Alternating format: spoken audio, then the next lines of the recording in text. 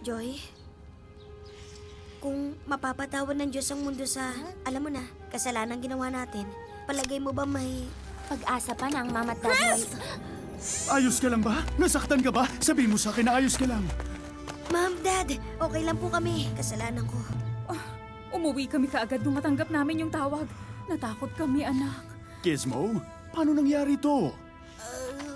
Dad, kasalanan ko.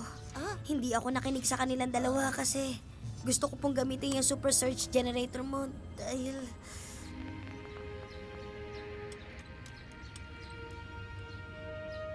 Mapapatawad niyo po ba ako?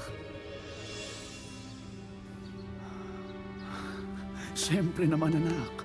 Pinatatawad ka na namin ng mom mo. Pero Pero mahal ka namin at hindi magbabago yun. Ang bahay ay bahay lang. ikaw ay anak namin.